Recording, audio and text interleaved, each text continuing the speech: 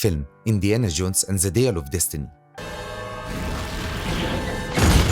اتنين من علماء الآثار بيقتلوا عدد كبير من جنود هتلر عشان ينقذوا أغلى قطعة أثرية في العالم قبل ما تقع في إيد أشر راجل في العالم في سنة 1944 وقت الحرب العالمية التانية. وقتها بيكون الجيش النازي قابض على واحد ومغطيين وشه، وصديق الراجل ده اللي قابضين عليه بيبقى واقف من بعيد بيشوف هيعملوا ايه في صديقه وهياخدوه على فين عشان يقدر ينقذه بعد كده. لما بيشيلوا القماشة من على راسه بنكتشف انه جونز عالم آثار، وفي الحقيقة النازيين في الوقت ده كانوا بيسرقوا كل حاجة عشان يهربوا بيها، خصوصا الحاجات الأثرية والغالية جدا اللي مفيش منها، وكل الحاجات دي كانوا بيحملوها ويحطوها على القطر عشان يهربوا بيها. جونز وصديقه كانوا موجودين عشان يدوروا على سيف أثري قديم جدا، والسيف ده بيلاقيه واحد اسمه والر وبيحطه في الشنطة بتاعته. وقتها بيحصل انفجار قوي جدا، بيقدر يهرب جونز من الجنود ويخرج بسرعة يقعد في عربية. قبل ما يهرب بالعربية بيجي اتنين من الجنود بيركبوا معاه ومش بيكتشفوا شخصيته الحقيقية وبيفتكروه عسكري من الجيش. جونز ما بيقولش أي حاجة وبياخد العربية ويمشي. في نص الطريق الجنود بيعرفوا شخصيته الحقيقية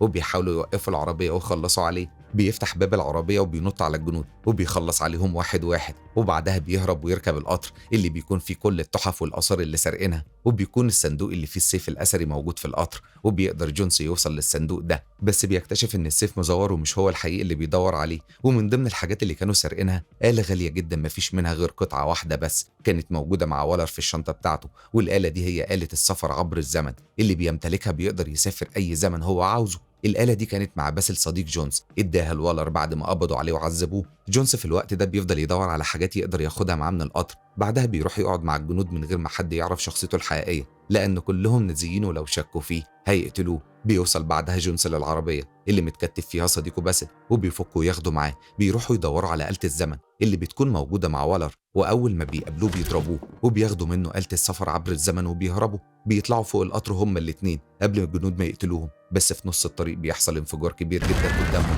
فما بيكونش قدامهم أي فرصة يهربوا، فبينطوا في المية هما الاتنين ومعاهم آلة الزمن. وبعد وقت قليل بيخرجوا هما الاتنين من المية ومعاهم الآلة. بيكتشفوا بعدها إن النازيين مش هما اللي فجروا القطر، وده كان بسبب هجوم من الجيش الأمريكي عليهم، بس مش بيهمهم حاجة لأن حاليا معاهم أهم جهاز في العالم وهو آلة السفر عبر الزمن، ومحدش يعرف عنهم أي حاجة. وبعد أكتر من 25 سنة بنعرف إن جونز أستاذ تاريخ وبيكون مشهور جدا، وبيسأل التلاميذ اللي قدامه سؤال لكن مفيش حد بيقدر يجاوب عليه، وبيستغرب جدا منهم. لكن فجأة بنت اسمها هيلينا بتجاوب على كل الأسئلة بتاعته بسهولة جدا. لما بيسمع إجابتها بيفرح بيها قوي. في وقتها بيقول للتلاميذ بتوع حاجات كتيرة قوي وأسماء علماء اخترعوا أهم الاختراعات في العالم، ومنهم العالم المشهور أرشميدس اللي اخترع آلة السفر عبر الزمن. بس التلاميذ ما بيكونوش مصدقين القصة دي وبيعتبروه راجل كبير وبيخرف. بعد ما بيخلص كلامه معاهم بيسيبهم وبيمشي. هيلينا مش بتسيبه وبتروح وراه، وبتظهر في الوقت ده عملية وكالة المخابرات المركزية ومجموعة كبيرة من المسلحين،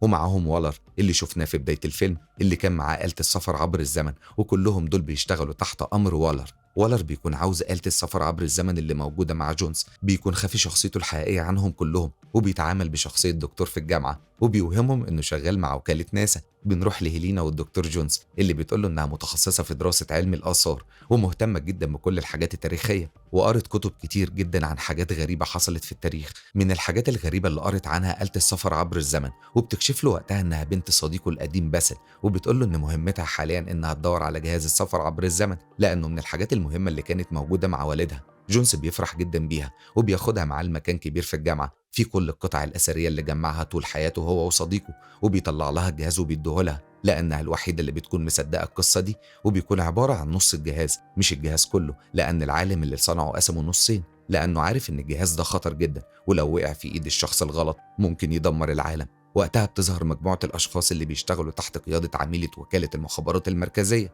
كانوا بيراقبوا هيلينا والدكتور جونز وعارفين إن آلة السفر عبر الزمن موجودة معاهم ولازم ياخدوها بأي تمن، وكل اللي كانوا بيلاقوه في طريقهم كانوا بيخلصوا عليه.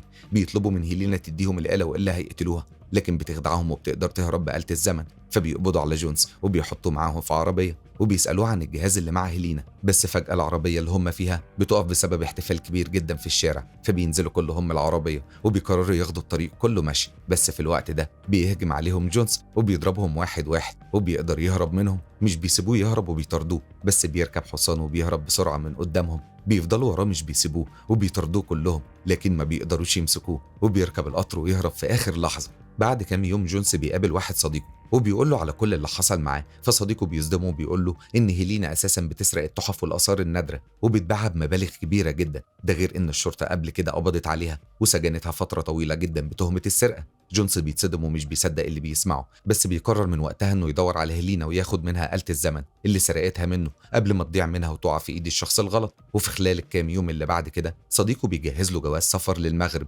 لأن هيلينا بتكون معاها آلة الزمن ورايحة تبيعها في سوق مشهور جدا هناك. بعد كام يوم بيوصل جونس للمغرب وبيفضل يدور على هيلينا في السوق ده. وقتها بتكون موجودة في مزاد كبير وبتعرض آلة الزمن للبيع، فبيحاول يوقف المزاد وبيقول لهم إن الجهاز ده بتاعه وهي سرقاه منه. في نفس الوقت بيظهر ولر وعصابته طبعا معاه وبيقول إن آلة الزمن بتاعتهم هم. جونس أول ما بيشوفه بيعرفه على طول وبيستغرب إنه لسه عايش من وقتها. بيحاولوا هما الاتنين يقفوا المزاد لكن بيفشلوا، كل واحد فيهم عاوز ياخد آلة الزمن ويهرب قبل التاني. فبتحصل معركة عنيفة بالمسدسات وآلة الزمن بتاخدها هيلينا وبتديها لصديقها تيدي عشان يهرب بيها، لكن رجالة ولر بيمسكوه وبياخدوا منه آلة الزمن ويهربوا. بتخرج هيلينا وجونس بسرعة وراهم قبل ما يهربوا بآلة الزمن، لكن ولر بيركب عربية بسرعة جدا وبيهرب من هناك. فبيركبوا توك توك وبيفضلوا يطاردوهم من مكان لمكان، لكن للأسف ما بيقدروش يمسكوهم وبيهربوا منهم. بعدها عميلة المخابرات المركزية بتقول لولر إن بسببه عدد كبير قوي من الناس الأبرياء اتقتلوا ولازم كل اللي بيحصل ده يقف في أسرع وقت. وفي الحقيقة هي ما تعرفش حقيقته ولا هو مين بالظبط، فبيطلع مسدسه وبيخلص عليها وهو بيقول لها اسمه الحقيقي وشخصيته الحقيقية، وبيقول لها أنا كنت نازي وهفضل طول عمري نازي. على الجانب التاني بيروح جونس لصديق قديم بيشتغل غواص من زمان جدا، بيقول له أنا عاوز مساعدة منك ضروري جدا، وفعلا بيقبل إنه يساعده. في الوقت ده بتكون هيلينا وتيدي موجودين معاه. وقتها هيلينا بتسأل جونس وبتقول له لو جات الفرصة إنه يرجع بالزمن هيعمل إيه وهيسافر لأي مكان. فبيقول لها لو جاتني الفرصة أسافر عبر الزمن هرجع بالوقت وأنقذ ابني قبل ما يموت. وهو بيقول لها كده بيكون حزين جدا وبيسيبها ويمشي. تاني يوم على طول بيبدأوا رحلتهم في البحر عشان يدوروا على سفينة الرومان اللي غرقت واتدمرت اللي كان فيها الجزء التاني من آلة الزمن. وبعد ما بيوصلوا هناك بينزلوا تحت المية وبيلاقوا جثث كتير جدا في المكان ده. بيلاقوا صندوق بياخدوه وبيخرجوا بسرعة من المكان، لكن فجأة بيهجم عليهم عدد كبير من سمك المفترس. لما بيخرجوا من المية بيتصدموا لما بيلاقوا ولر ورجالته احتلوا السفينة. بياخد الصندوق منهم وبيفتحه وبيطلع منه قطعة غريبة جدا مكتوب عليها كلام بلغة مش مفهومة. بيطلب من هيلينا تقرا الكلام اللي مكتوب عليها لأن والدها كان معلمها ازاي تقرا اللغة دي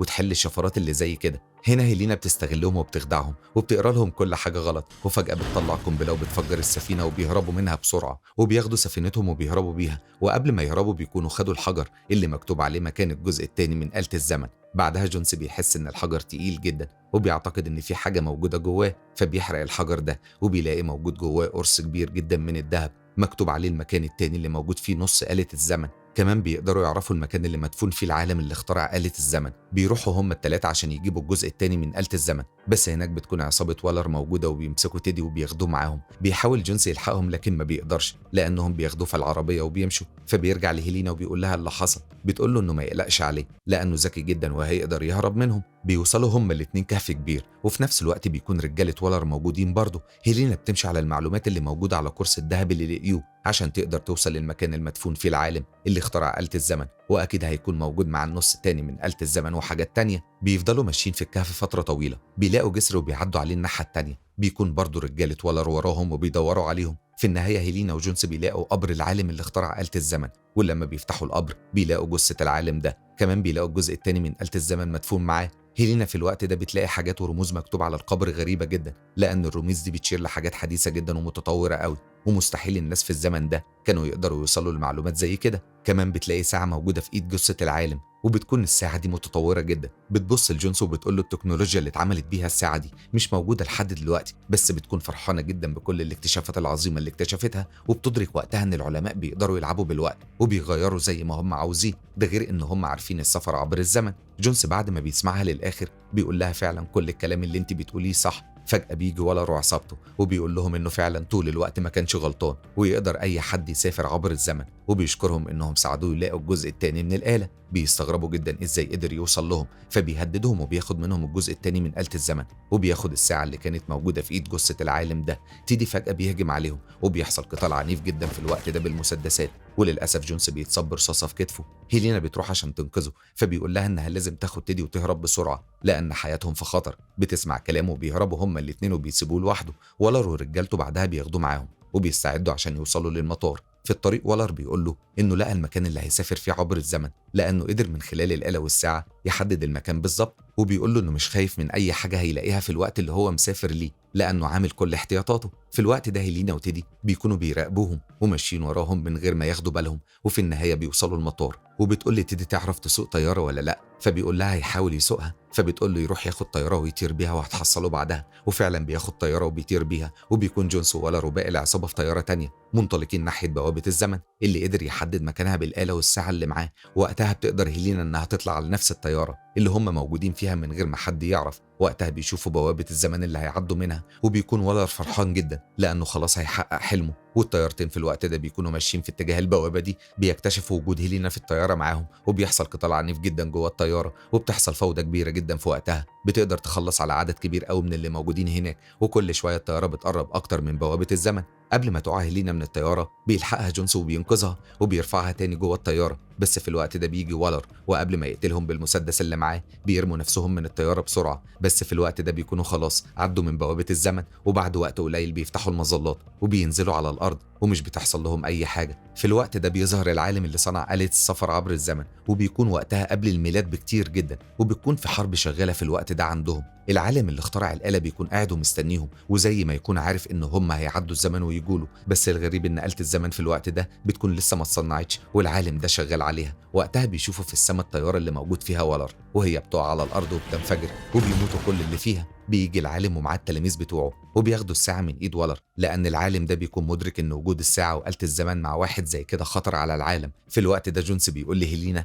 إن كل اللي بيحصل ده كان خطة عاملها العالم ده، وبيقول لها إن العالم اللي صنع آلة الزمن صنعها بطريقة تخلي أي حد يشغلها يوصل لنفس المكان والزمن اللي هو موجود فيه، وده بالظبط اللي هم عملوه واللي بيحصل حاليا. بتقوله إنها هتعمل كل اللي تقدر عليه عشان يرجعوا تاني للوقت الحاضر، فبيقول لها إنه مش عاوز يرجع، وعاوز يقعد في الزمن اللي هو موجود فيه حاليا، وعاوز يقضي باقي حياته هنا. وقتها بيجي لهم العالم اللي اخترع آلة السفر عبر الزمن، وبيديله الساعة وبيديله الآلة هدية، وبيقول له ياخدهم معاه في المستقبل لما يرجع. بس جونس بيقول له إنه مش عاوز حاجة، وعاوز يفضل معاهم موجود في الزمن ده. هيلينا بتقول له إحنا لو فضلنا موجودين هنا هتحصل مشاكل كتير جدا، ولازم يرجعوا للزمن بتاعهم ويسافروا للمستقبل تاني، وإنها مش ممكن تسيبه لوحده وهتاخده معاها مهما حصل. جونس بيرفض وبيقول لها إنه هيقعد هنا ومش هيرجع للمستقبل، فبتغضب جدا وبتضربه في وشه وبيغمى عليه. وبعد شوية بنشوفه نايم على السرير، لما بيفوق بيلاقي نفسه موجود في المستقبل، وده معناه إن هم رجعوا تاني للمستقبل. وفي الوقت ده بتكون موجودة معاه الساعة وآلة السفر عبر الزمن اللي خدتهم هيلينا من العالم اللي صنعهم من أكتر من 2000 سنة فاتوا. فجأة بتظهر هيلينا وبتقول له إنها جابته هنا غصب عنه، وما كانش فيه طريقة تانية تقدر تقنعه بيها. فجأة بيخبط الباب، ولما بتفتح بتدخل مرات جونز اللي بيكون سابها من زمان قوي لوحدها. بس لما بيشوفوا بعض بيقربوا أكتر، وبيعتذر لها عن كل اللي حصل منه. وهنا بنكون وصلنا لنهاية فيلمنا. لو عجبك الفيلم ما تنساش اللايك والاشتراك عشان تتابع كل الجديد من فيلم جديد. شكرا على المشاهدة وسلام يا صديقي.